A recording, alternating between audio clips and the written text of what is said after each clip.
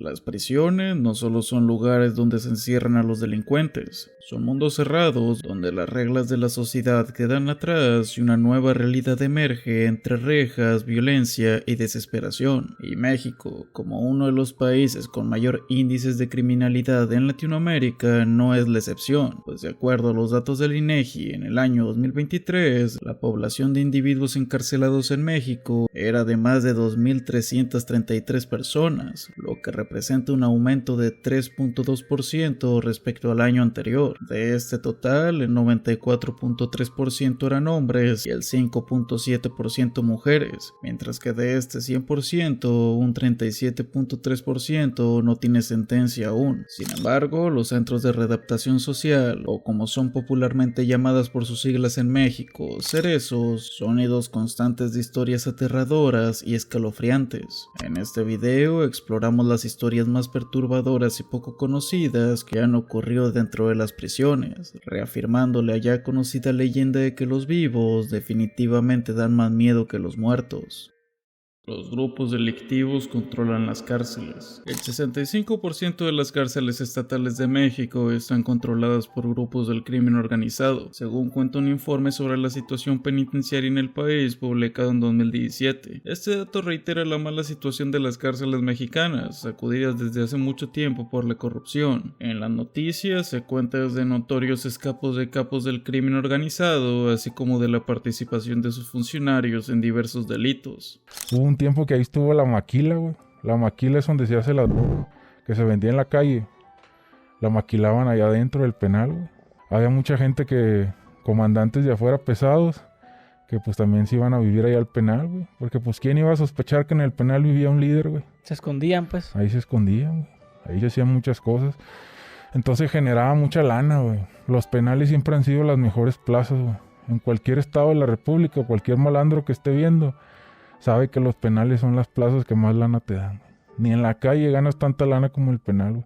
Yo ganaba más en el penal que en la calle, güey. El informe de la Cámara de Diputados pone en cifras un problema que ya es conocido en México y en el resto de la región. A pesar de que no ofrece detalles acerca del control que ejercen los grupos criminales dentro de las prisiones mexicanas, existen varios ejemplos que ilustran el control laxo que tienen las autoridades. Escaparon 29 reos del penal de Ciudad Victoria en el estado de Tamaulipas, el cual se presume estaba controlado por exmiembros de un grupo delictivo. Uno de los factores por los que esto sucede es la corrupción por parte de las autoridades, que en muchas ocasiones permite que los reos continúen con sus actividades ilícitas dentro de la prisión. En Topo Chico, por ejemplo, un grupo delictivo presuntamente ganaba cerca de 800,000 pesos al mes, todo por chantajes y tráfico de sustancias. La masacre en la cárcel mexicana de Apodaca fue planeada para ocultar la fuga de 30 miembros del cártel. El supuesto enfrentamiento entre bandas rivales se fugaron con la complicidad de parte del personal del penal y mataron a 44 rivales durante la reyerta.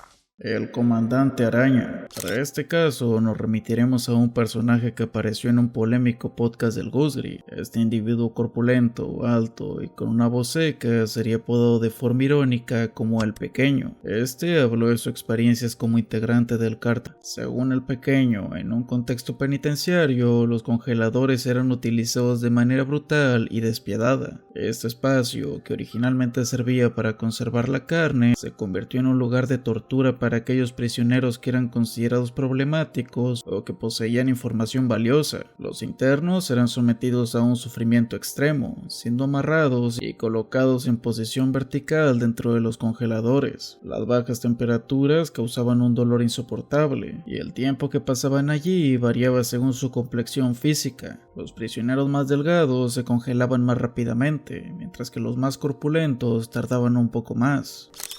Yo ocupo que me des información de acá. No, pues no la tengo. ¿Estás seguro que no la tienes? No, oiga, no la tengo. Ah, bueno.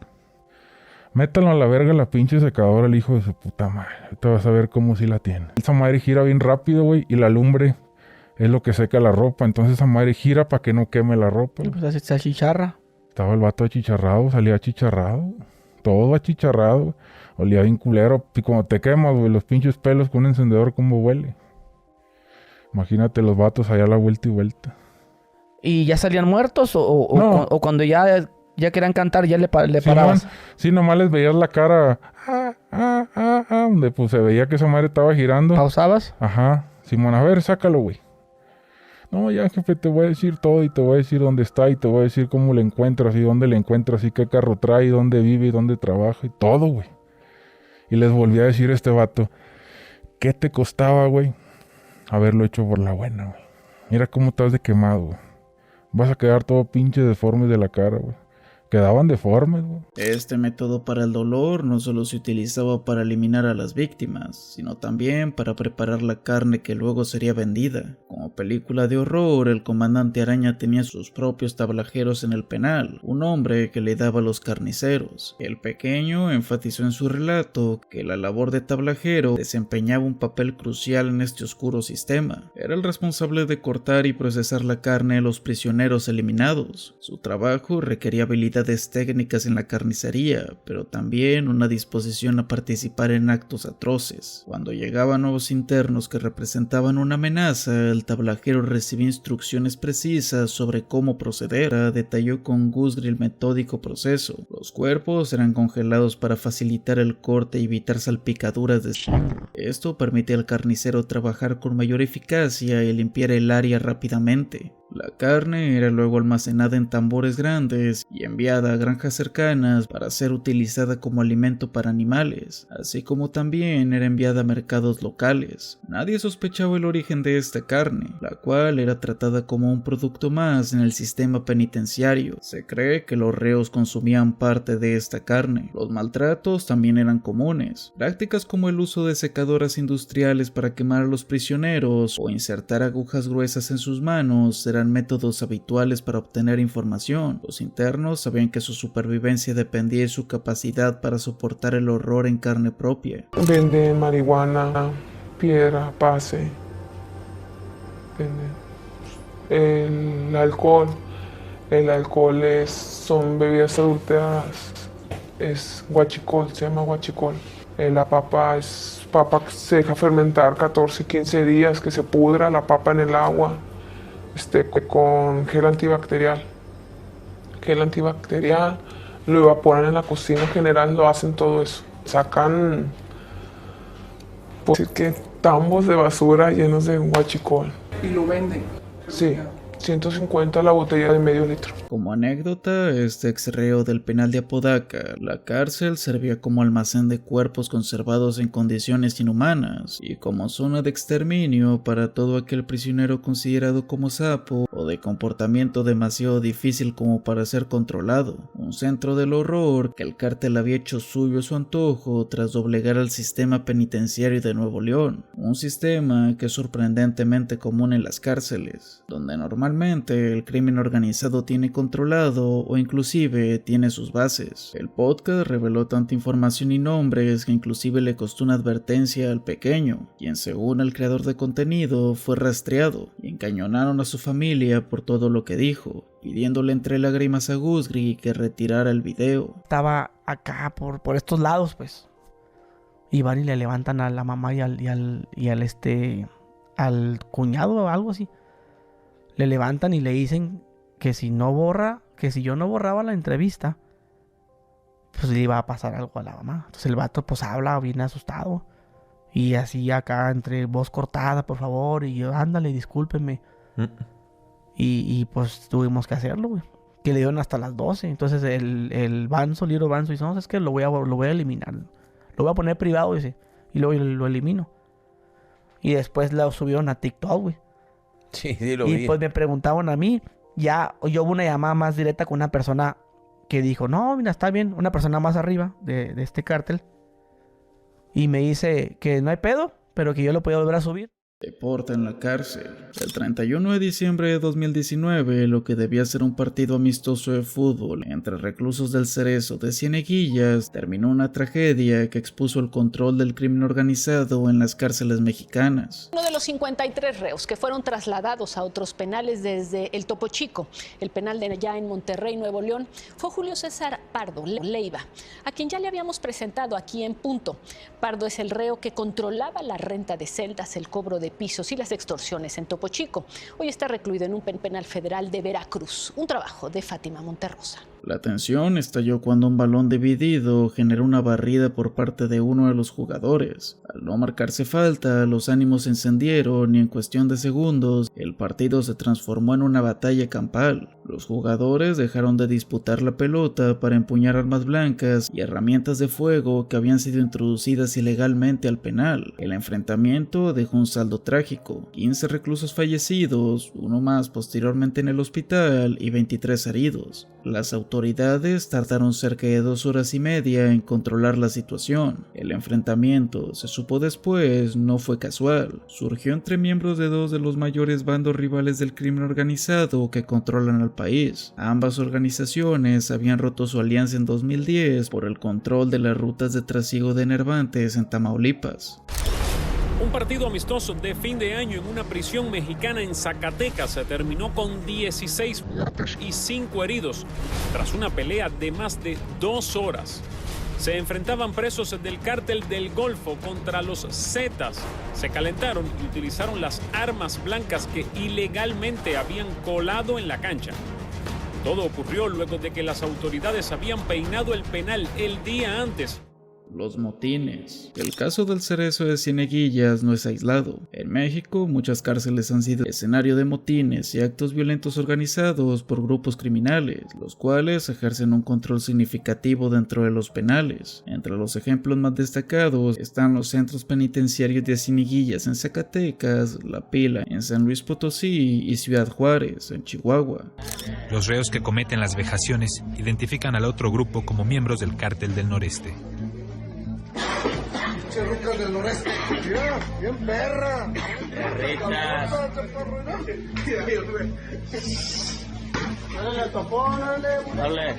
En marzo de 2024, el penal de La Pila vivió un intento de motín cuando los internos protestaron contra las revisiones realizadas por las autoridades para detectar objetos prohibidos como celulares. Este incidente dejó como saldo la muerte de 2 oficiales y un interno. Por su parte, el penal de Juárez fue escenario de otro violento motín el 1 de enero de 2023, una riña que fue presuntamente iniciada por miembros del grupo criminal Los Mexicles, quienes han sido vinculados con otros grupos delictivos como el de Sinaloa y Juárez. Este enfrentamiento dejó 17 muertos, 10 oficiales y permitió la fuga masiva de 30 reclusos.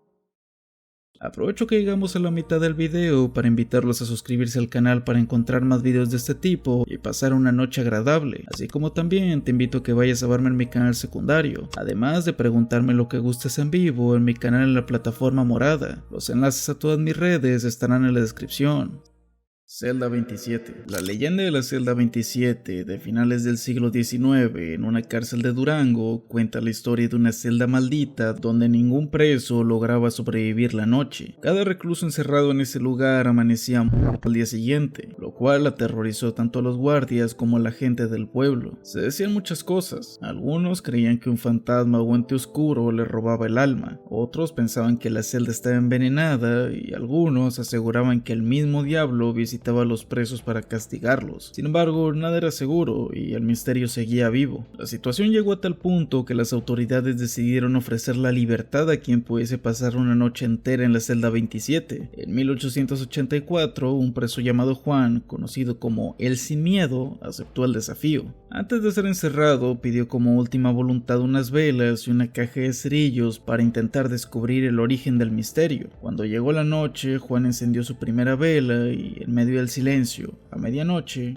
escuchó los pasos extraños en las paredes de la celda. La tensión aumentó cuando empezó a sentir que lo observaban. Juan luchó contra el sueño y mantuvo la luz encendida. Fue en ese momento que lo vio, un enorme alacrán que parecía moverse en la oscuridad y huía de la luz del fuego. Manteniendo el miedo bajo control, prendió el cerillo tras cerillo para ahuyentarlo. Ya con el último cerillo encendido, alcanzó a ver una sombra y, sin pensarlo, lanzó su sombrero sobre lo que parecía ser el alacrán, esperando atraparlo. Así pasó el resto de la noche y, para sorpresa de todos, al amanecer, Juan estaba vivo y había logrado superar el desafío, convirtiéndose en una leyenda de Durango. Hoy en día, el alacrán real que atemorizaba a la celda 27 se exhibe en el Museo Túnel de Minería en Durango, y su tamaño sigue causando impresión en quienes lo ven, recordando la noche en que el Sin Miedo sobrevivió a la celda maldita. La mujer del año. México es un país donde a veces la realidad supera la ficción, pero inclusive para los estándares cotidianos del país, esta historia lo supera. El gobierno federal reveló que internos del Centro de Readaptación Social de Gómez Palacio, Durango, contaron con el respaldo de autoridades de ese penal para realizar venganzas por encargo e incluso dispusieron de armas de los custodios y vehículos oficiales. Ricardo Nájera, vocero de la Procuraduría General de la República, informó que los presos de ese cerezo son los presuntos responsables de los crímenes perpetrados en los últimos meses en Torreón, Coahuila, como el ocurrido el 18 de julio en una finca en la que fallecieron 17 personas. Margarita Rojas Rodríguez fue la abogada que pasó de ser reconocida como la mujer del año a ser señalada como pieza clave de una red criminal operando desde un penal en Durango. Hasta abril de 2010, todo parece indicar que Rojas Rodríguez era una funcionaria ejemplar. Como directora del Centro de Readaptación Social número 2 de Gómez Palacio, había conseguido pacificar la prisión, promoviendo la liberación de internos y reduciendo la tensión dentro del penal. Su labor fue tan reconocida que el gobernador de Durango, Ismael Hernández de Eraz, le otorgó el título de la mujer del año. Pero detrás de esa imagen de éxito y humanidad se ocultaba una historia siniestra. Según la en ese entonces Procuraduría General de la República, Margarita Rojas no solo dirigía el penal, sino que permitía la salida de reos armados con equipo oficial para cometer atrocidades en Torreón, Coahuila. Hombres que deberían estar tras las rejas salían, ejecutaban a sus objetivos y regresaban como si nada. El 31 de enero de 2010 ocurrió la primera de estas operaciones. Un grupo de gatilleros salió al penal y atacó el bar Ferrier, acabando con 11 personas. En ese momento, el crimen pasó desapercibido debido a la masacre de Salvacar en Ciudad Juárez, ocurrida el mismo día y que acaparó la atención mediática. El 15 de mayo se repitió la historia. Los criminales salieron de la cárcel con autorización y acabaron con 8 personas en el bar Juanas. Y el 8 de julio se desató el horror en la Quinta Italia Inn. Los pistoleros irrumpieron una fiesta, dejando un saldo de 17 personas, 3 masacres, 36 personas sin vida y un patrón sumamente aterrador. La información salió a la luz cuando un video apareció en YouTube. En él, un agente de la Policía Municipal de Lerdo, interrogado por miembros del grupo delictivo de la última letra, describe cómo los ataques habían sido organizados desde dentro de la cárcel y con la aprobación de la directora. Como era de esperarse viniendo de una noticia de este tipo, la reacción fue inmediata. La PGR solicitó y obtuvo el arraigo de Margarita Rojas por 40 días. Se reveló que la directora tenía presuntos vínculos con gente nueva, el brazo armado del grupo delictivo de Sinaloa, y que recibía hasta 25,000 pesos mensuales por colaborar con ellos. Si de por sí no te parece surreal que hayan sido unos criminales los que le sacaron la verdad a un policía sobre un alto mando, lo que viene es aún más extraño y desconcertante. Mientras la noticia del arraigo de la directora sacudía el país, dentro del penal los reclusos protestaban exigiendo su regreso. Afuera, familiares de los internos también pedían su reinstalación, asegurando que era inocente. Entonces ocurrió otro giro escalofriante. 4 periodistas fueron desaparecidos. 2 camarógrafos y un reportero fueron levantados por un grupo armado y obligados a transmitir un video en el que presuntos internos del penal acusaban a policías municipales para trabajar para los de la última letra. El caso desató una crisis mediática y política. Se habló de un montaje, de corrupción al más alto nivel y de la fragilidad del sistema penitenciario en México. Finalmente, Margarita Rojas fue consignada, pero las dudas aún persisten. ¿Era realmente la mente maestra detrás de estas operaciones o solo una pieza dentro de un engranaje mucho más grande? ¿Fue usada como chivo expiatorio para encubrir a figuras de mayor poder? Son algunas de las preguntas que la sociedad mexicana se sigue haciendo y que muy probablemente nunca serán resueltas. Fiestas en prisión. Osiel Cárdenas Guillén está en manos de las autoridades migratorias de Estados Unidos tras cumplir su condena por tráfico de cocaína y marihuana, lavado de dinero y agresión contra funcionarios. El ex líder y fundador del Cártel del Golfo salió de la penitenciaría de Terre Haute, en Indiana, una prisión de alta seguridad. Fue escoltado todo el tiempo por agentes de la División de Cumplimiento de la Ley y Operaciones de Remoción del Servicio de Migración y Control de Aduanas ICE, según pudo confirmar Milenio. Logró salir de prisión tras 21 años tras las rejas, pues colaboró al declararse culpable y mostró una buena conducta en prisión. En 2009 fue que firmó su declaratoria de culpabilidad y un año después se le sentenció a prisión. En México tiene varias acusaciones relacionadas con tráfico de drogas y delincuencia organizada. De acuerdo con el medio NBC News, el mexicano sería repatriado a México el próximo lunes, sin que hasta el momento la Fiscalía General de la República diera un comentario al respecto.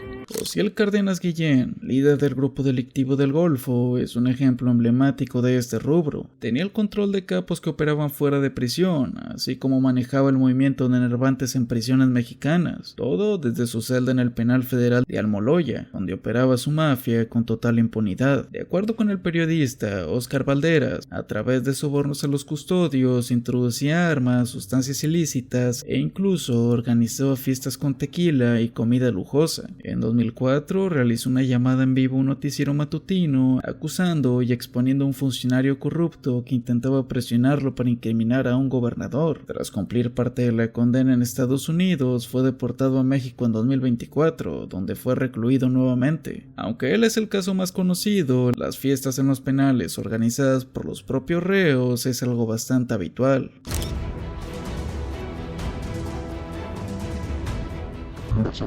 Motines, fugas, asesinato de directivos, desfile de criminales alucinantes y hasta el internamiento de un exgobernador por 19 horas. Son acontecimientos que sucedieron en el penal más sombrío y antiguo del estado, el Topo Chico. Lo primero que nos damos cuenta al llegar es pues, que hay un total autogobierno hacia el interior del centro. Bueno, en todos los centros, ¿no?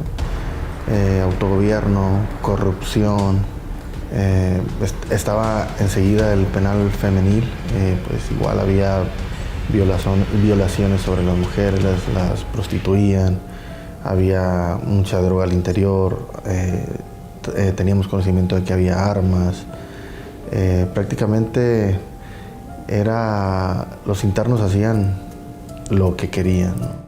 Penal Topo Chico. El penal Topo Chico fue durante años el centro de operaciones de la última letra. Ahí los reclusos eran obligados a pagar cuotas de seguridad y aquellos que se negaban eran brutalmente acribillados. En 2016 el penal fue sede de una pelea entre facciones rivales. Dicha riña tuvo un saldo rojo final de casi 50 reclusos. Estos fallecieron como resultado de una batalla campal, donde solo se expuso el alto grado de corrupción que existía dentro de Topo Chico, provocando su futuro cierre. Es tragicómico que el motivo del cierre de una prisión haya sido justo que el gobierno mismo no podía controlar a los presos, orillándolos a cerrar sus puertas en 2019, y con ello dando fin a posiblemente la peor cárcel que tuvo México. Una noche de fiesta en el penal de Topo Chico, ya, por cierto, ya no existe más, exactamente. Es donde inicia el fin de los Zetas. Dos personajes enfrentados comienzan a planear una venganza y lo que inicia como una especie de revuelta, un motín,